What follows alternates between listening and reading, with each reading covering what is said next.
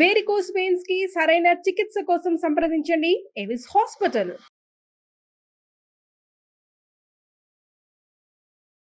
నమస్కారం డాక్టర్ శ్రీయాచార్య అనంతకృష్ణ స్వామి గారు. నమస్కారం.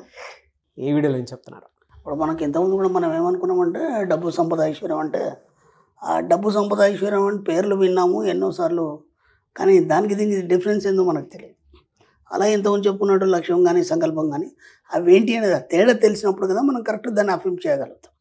అప్పుడు కదా మనకు దాంట్లో క్లారిటీ వస్తుంది. లేకపోతే ఏమవుతుంది, మనం ఏదో చేసేస్తాం, ఎందుకు కావట్లేదు అనే ఒక ఈ దాంట్లో టైం అంతా వేస్ట్ అయిపోతుంది. కాబట్టి సబ్జెక్టులు లోతుకి వెళ్ళినప్పుడు ఏమవుతుంది అంటే పర్టికులర్గా ఇదేంది అదేంది అనేది మనం తెలుసుకోవడానికి జరుగుతుంది. ఈ వీడియోలో నేను కొన్ని అఫర్మేషన్స్ ఇవ్వదలుచుకున్నాను మనకి. ఎందుకంటే దాదాపు మనము ఒక 700-800 వీడియోల దాకా వచ్చినాం. కొన్ని వీడియోల్లో మనం సబ్జెక్ట్ని కూడా మనం ఇవ్వడం జరిగింది. దాని ద్వారా చాలా మార్పులు వచ్చినాయి. అలాగే ఇప్పుడు ఈ వీడియోలో నేను ఒక 4 అఫర్మేషన్స్ ఇవ్వదలుచుకున్నాను. మీరు ఇంకా క్లాస్ దాకా రాలేదు, జస్ట్ వీడియోలో వింటున్నారు. ఈ అఫర్మేషన్ చేసుకోండి, మీ జీవితంలో మార్పు వస్తుంది ఖచ్చితంగా. ఓకే, ఫస్ట్ అఫర్మేషన్ ఏదైతుందో, ఫస్ట్ నేను ఎంతైనా సంపాదించగలను, నేను ఎంతైనా ఖర్చు పెట్టగలను. రోజు ఉదయమా సాయంత్రమా మీకు ఎప్పుడు మైండ్ ఫ్రీ ఉంటాయి.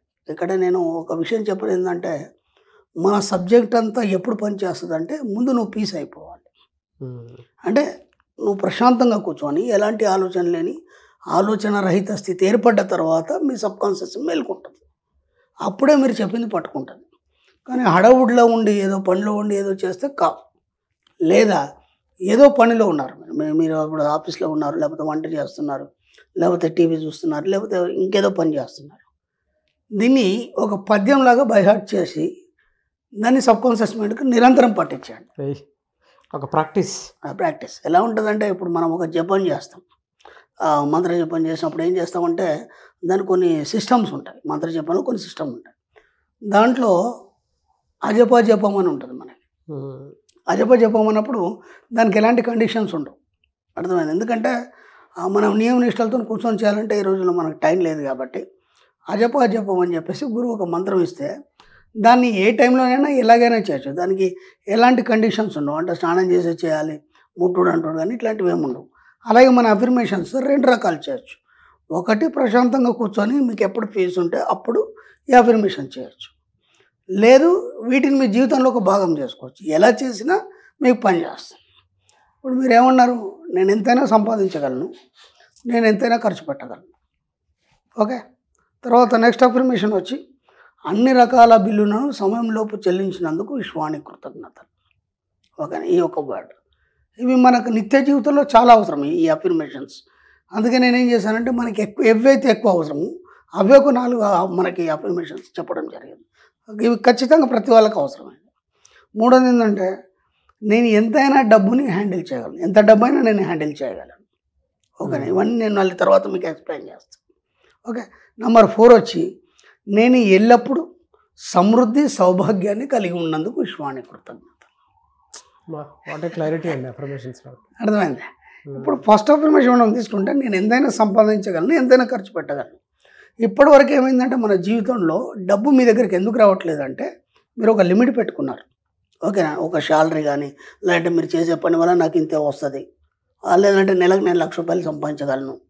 అంతకంటే మీ ఎప్పుడు కూడా మీరు ఆలోచించలేదు. ఇప్పుడు మీరు ఎంతైనా సంపాదించగలను అన్నప్పుడు ఏమైపోయిందంటే లిమిట్లెస్ అది.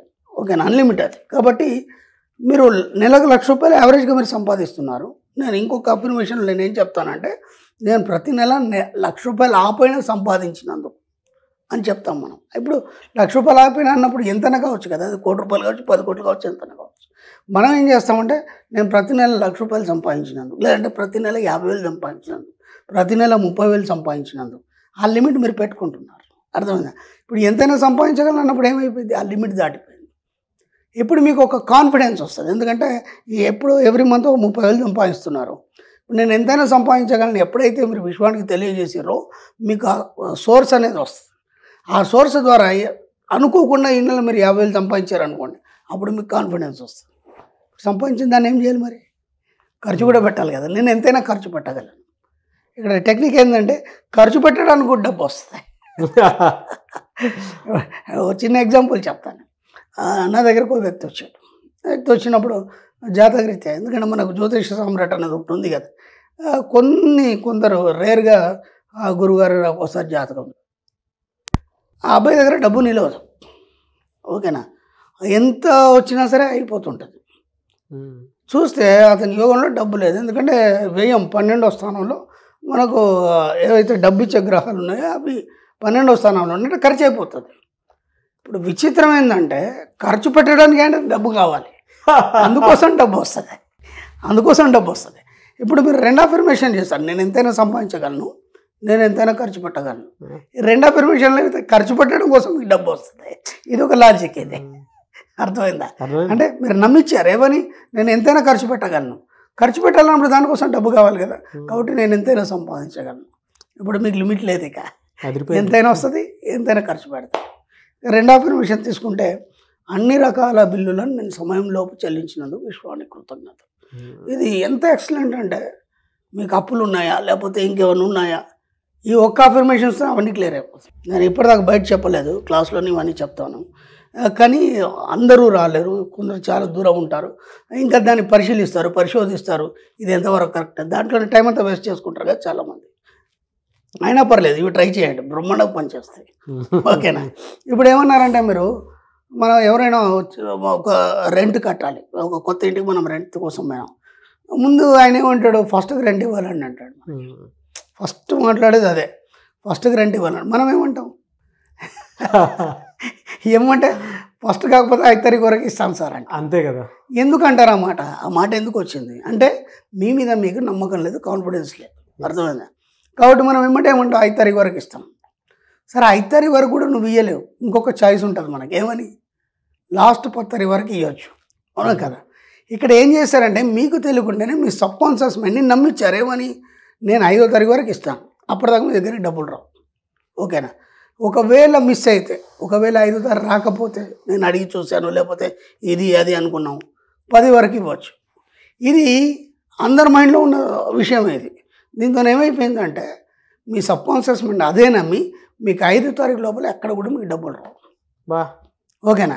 ఇంకొక కాన్ఫిడెన్స్ ఏముంది, ఒకవేళ రాకుంటే అన్నారు కాబట్టి ఇంకో ఛాయిస్ తీసుకుంటుంది, అది 10 తారీఖు వరకు మీ దగ్గర డబ్బులు రావు. కాబట్టి ఏ రోజు కూడా మీరు టైంకి రెంట్ ఇవ్వలేరు, ఏ రోజు కూడా మీరు కరెంటు బిల్లు టైంకి కట్టలేరు, ఫైన్తోనే కడతారు. అర్థమైందా?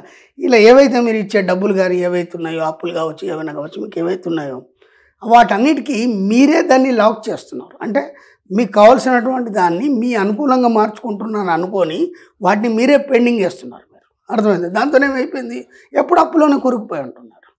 ఇప్పుడు సమయంలోపు చెల్లిస్తున్నందుకు అని ఎప్పుడైతే చెప్పారో, దానికి మీ సబ్ కాన్షియస్ మైండ్ అంగీకరించి సమయంలోపు ఎక్కడి నుంచో మీకు డబ్బులు అరేంజ్ చేయడం జరుగుతుంది. ఓకేనా? ఎంతోమంది ఎన్నో విషయాల్లో చాలామంది మన దగ్గర ఎన్నో అచీవ్మెంట్స్ చెప్పారు, ఇవాళ మొత్తం అప్పులు కట్టేస్తారు, చాలా హ్యాపీగా ఉన్నారు. ఎందుకంటే మనం చెప్తున్నామే డబ్బు గురించి, డబ్బు అనేది, అప్పులు అనేది చాలా క్రష్లో ఉంటారు చాలామంది. ఎంత గొప్పడైనా సరే ఆ డబ్బు విషయానికి వచ్చేసరికంటే పాపం అదంతా కూడా తగ్గిపోవడం జరుగుతుంది. కాబట్టి ఇది ఒక అఫర్మేషన్ చేయండి, మీ అప్పులన్నీ పోతాయి, అలాగే అన్నీ క్లియర్ అయిపోతాయి, టైం లోపల బిల్లులన్నీ చెల్లిస్తారు. అర్థమైంది? దాంతో ఏమవుతుంది, మీ సబ్ కాన్షియస్ మైండ్ నమ్మి మీ అప్పులన్నీ పోయి ఇక నుంచి మీరు ఎంతైనా సంపాదించగలరు, ఎంతైనా ఖర్చు పెట్టాలి. దీన్ని దాంతో అన్వయించుకున్నప్పుడు ఇది అయిపోయిందంటే అది వచ్చేసినట్టే కదా. అవునా కదా? థర్డ్ అఫర్మేషన్, నేను ఎంత డబ్బునైనా హ్యాండిల్ చేయగలను. ఇది ఒక పెద్ద సమస్య చాలామందికి. ఎందుకంటే ఎవరైనా ఏముంచుకుంటారంటే, 1,00,000 రూపాయలైనా సంపాదించాలి, ఎంత చిన్న మ్యాటర్ మన సబ్జెక్ట్లో అంటే 1,00,000 రూపాయలైనా నథింగ్, 1,00,00,000 రూపాయలు నథింగ్ అని మనం 1,00,000 రూపాయలు పెద్ద సమస్య కాదు. ఇప్పుడు ఏమైపోయిందంటే ఆ సబ్ కాన్షియస్ మైండ్ దాన్నే పట్టుకుంది, 1,00,000 రూపాయలైనా సంపాదించాలి ఏదైనా సరే. ఒక మిడిల్ క్లాసు ఒక 20 లక్షలు తన జీవితకాలంలో తన సొంత డబ్బుని ఎలాంటి అప్పులు లేకుండా పట్టుకొని చూసిన దాఖలాలు లేవు. ఒక 20 లక్షలు పట్టుకొని చూడకుండా చనిపోయిన వాళ్ళు ఎంతోమంది ఉన్నారు. కానీ మన సబ్జెక్ట్లో మనం ఏం చెప్తామంటే, కనీసం నువ్వు 1,00,00,000 రూపాయలు చూడాలి. అవును, కనీసం 1,00,00,000 రూపాయలు చూడాలి.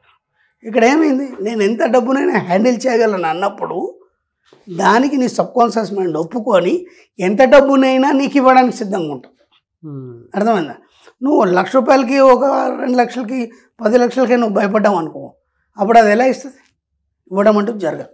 కాబట్టి ఏం చేయాలి, నేను ఎంత డబ్బునైనా హ్యాండిల్ చేయగలను అన్నప్పుడు పరిస్థితులన్నీ నీకు సహకరిస్తూ నీకు అన్ని రకాలుగా అవకాశాలు రావడంతో పాటు నీకు ఎంత డబ్బు వచ్చినా నీకు భయం అనేది ఉండదు. ఇక్కడ అవును. దాన్ని ఎలా హ్యాండిల్ చేయాలి, దానికి ఏమేమి చేయాలి, దానికి సంబంధించినటువంటి వ్యక్తులు నీ దగ్గరికి రావడం, దానికి సలహాలు ఇవ్వడం, ఇలా చేయాలి అలా చేయాలి, అన్ని రకాలుగా నీకు అన్ని రకాల అవకాశాలు నీ దగ్గరికి రావడం అనేది జరుగుతుంది. కాబట్టి ఎక్కడ కూడా డబ్బుని హ్యాండిల్ చేయడంలో మీరు భయపడకండి. ఎంత డబ్బు అయినా సరే నేను హ్యాండిల్ చేయగలను, ఆ ఒక్క అఫర్మేషన్ చెప్తే అప్పుడు మీరు ఆటోమేటిక్గా మీరు ఎంత డబ్బునైనా హ్యాండిల్ చేయగలరు అన్నారు కాబట్టి మీరు ఆటోమేటిక్గా మీకు తెలియకుండానే ధనవంతులు అయిపోతారు. ఎంత ఈజీ ఉంది, ఎంత డబ్బునైనా హ్యాండిల్ చేయగలన్నప్పుడు ఎవరి దగ్గరకు వస్తుంది డబ్బు, నీ దగ్గరకు వస్తుంది, ఆటోమేటిక్గా ధనవంతుడు అయిపోతుంది. ఇంకా దానికోసం ఇంకా వేరే ప్రయత్నం ఏం చేయాల్సిన అవసరం లేదు. ఈ అఫర్మేషన్స్ని నమ్మించాలి, సబ్కాన్షియస్ మైండ్ని నమ్మించాలి. ఇక ఫోర్త్ లాస్ట్ వన్ వచ్చి నేను ఎప్పుడు సమృద్ధిగా సౌభాగ్యంతో కూడి ఉన్నందుకు విశ్వానికి కృతజ్ఞత. ఇంకేం కావాలి? ఇప్పుడు ఈ పై 3 అయిపోయినాయంటే నిరంతరం నువ్వు దేంతో కూడి ఉంటావు? సమృద్ధితోని, సంపూర్ణత్వంతో, పరిపూర్ణత్వంతో, నిండు కొండలో ఎప్పుడు తొలగిసలాడతావు.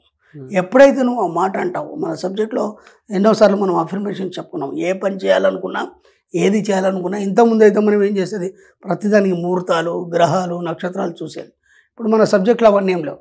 నువ్వు ఏ పని మొదలుపెట్టినా సరే దానికంటే ముందు ఒక్క మాట, నేనున్న నా జీవిత పరంతత్వంలో అంతా సవ్యంగా, ఒకటిగా, సంపూర్ణంగా ఉంది. ఆ మాట చెప్పేసి నువ్వు పని స్టార్ట్ చేసి ఇక ఎక్కడ కూడా ఫెయిల్యూర్ కానీ లేకపోతే డిస్టర్బ్ అవ్వడం కానీ ఏమీ ఉండదు. మన సబ్జెక్ట్లోకి వచ్చిన వాళ్ళకి చెప్తున్నాను, మళ్ళీ అర్థమైంది. కాబట్టి ఇది ఏదైతే చెప్తున్నామో మనకు అదంతా మనకు చెప్పలేము కాబట్టి చాలా ఈజీగా, అంటే మనకు చెప్పుకోవడానికి ఈజీగా ఉండడానికి ఈ అఫర్మేషన్, నేను ఎల్లప్పుడూ సమృద్ధిగా సౌభ్యంతో కూడి ఉన్నందుకు విశ్వానికి కృతజ్ఞత. ఒక్కొక్క అఫర్మేషన్ మీ యొక్క జీవితాన్ని అద్భుతంగా మార్చేస్తుంది. బీజాక్షరాలు లాంటివి మన సబ్జెక్ట్లో బీజాక్షర మంత్రాలు అనమాట. కాబట్టి వీలైనంత మటుకి ఈ 4 అఫర్మేషన్స్ ఏవైతున్నాయో ప్రతిరోజు మీకు ఎప్పుడు వీలైతే అప్పుడు చేయండి, లేదా దాన్ని అజపాజపంగా ఇంతకుముందు చెప్పాను కదా నేను, ఆ విధంగా మీరు ఏ పని చేస్తున్నా సరే దాన్ని చేస్తూనే ఉండండి. అది మీ యొక్క సబ్కాన్షియస్ మైండ్కి అలవాటు పడిపోయి మీ జీవితంలో ఖచ్చితంగా 2-3 నెలల్లో ఒక అద్భుతమైన మార్పును చూస్తారు. ఎనీవేస్ థ్యాంక్ యూ అండి. Thank you so much doctor Shri Acharya Anantakrishna. Thank you.